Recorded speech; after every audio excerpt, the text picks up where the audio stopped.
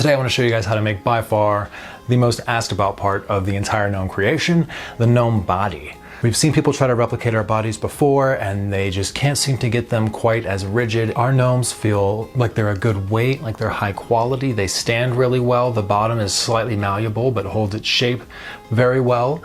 And the way that we make these bodies so tight is, well, let me just show you. I'll get right into it. So the two main ingredients in the body making process are going to be litter and corn. So first we use non-clumping clay kitty litter. We usually get these 50-pound bags from Walmart for anywhere between $11 and $15 we found. Secondly, we get whole corn. You can find this at any like livestock feed store or tractor supply store, and these are also about the same price, between $11 and $15 per bag for a 50-pound bag. Sure, 100 pounds worth of body making materials is quite a commitment right off the bat, so you might be able to find this non-clumping litter in smaller bags, and I'm not sure if you can get the whole corn in smaller bags, but you can also try other things. I've heard people say that rice is fairly successful. It just comes through the sock sometimes. We're actually working on a video right now about different ways you can make socks with different materials. For right now, I'm just going to show you how we've made thousands and thousands of gnomes on Rainbow Gnomes, and this is exactly how we've done it for all of those gnomes. So we're going to take this 50-cent cup that we got from Walmart. I'm not sure how large the actual cup is itself, but I drew a line inside the cup at 1.5 cups of volume. So to find out what 1.5 cups of volume in that cup is, just use a measuring cup, pour in 1.5 cups of water, and then pour that into the cup, and then use a nice Sharpie and draw a line around the top. Now we're going to be using equal parts litter and equal parts corn, so one line does the trick. All right, so first we're going to scoop out litter. And you're never going to get it on the first try. Maybe like 1 in 20 you're actually going to nail on the first scoop. So, you know, dump a little more back in, add a little more until you get it right to the line there. Then we're going to set the cup down and roll the sock up as if you were about to put it on your foot.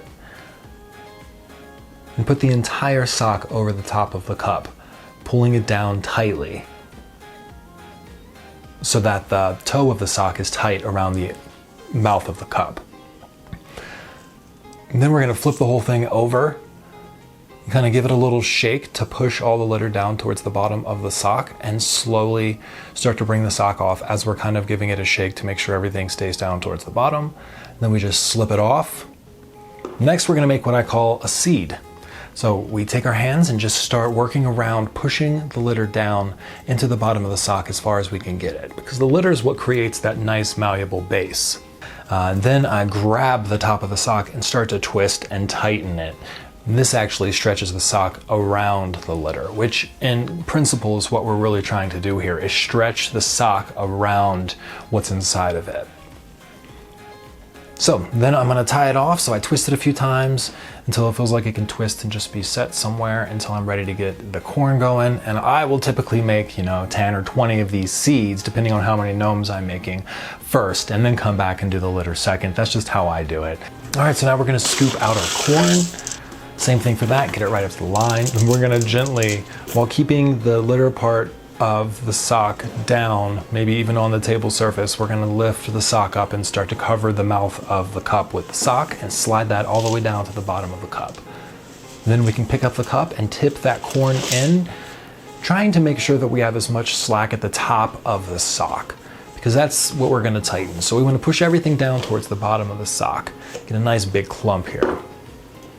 All right, now with our hands, and this is where it really definitely helps to have very strong hands, because you're going to need to be cranking on the top as tight as you can while you're also making the shape with your other hand, keeping it nice and cylindrical. I like to think it should be shaped kind of like a soda can or a bullet. So you're going to twist with your right hand and crank the sock. You'll start to feel it tightening and the sock actually kind of losing all of its elasticity around the corn and the litter, and that's what you want. So you want to tighten this sock and pull it as tight as you can around the litter and the corn, while at the same time making sure it's maintaining its shape. Now I'm going to put it on the table. I'm just going to hold it very tightly, push in on the sides, and try to shape it up just as much as you're putting pressure on the bottom and turning it to try to get the bottom to be flat. Now I'm going to twist the top as many times as I can and grab 2 of these cosmetic rubber bands. I've definitely used 3 before. I don't think that it hurts using more rubber bands. I would not suggest using 1, because if that broke, then this would spill everywhere, and that's the last thing we want. So at least 2 of these rubber bands, and then open them in your hand and begin to work that knot through the rubber bands, twisting over and under every time. And I do this 6 to 8 times, making sure that every time I twist it, I'm going underneath the last rubber band.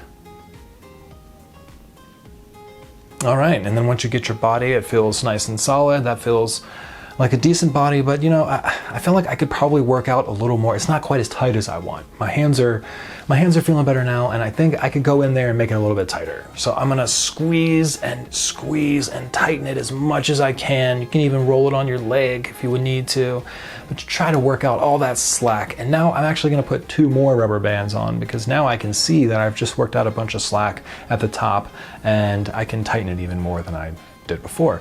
So I'm gonna do that, and this gnome's gonna be super tight. Final thing to do is just cut the top of the sock off, and now we're ready for the next step, which will be the next video. So make sure you're subscribed for that, and let's keep creating together. If you're here because you want to turn your handmade gnome creations into a profitable online business, head over to sellmygnomes.com, where we've created an entire 11 module course that goes over literally everything you need to know to get started selling your gnomes on Facebook. Here's a little sneak peek behind the scenes. That's my baby. Here's a little sneak peek of all of the modules and what it's going to cover. And we also have a 30% discount code for you right here.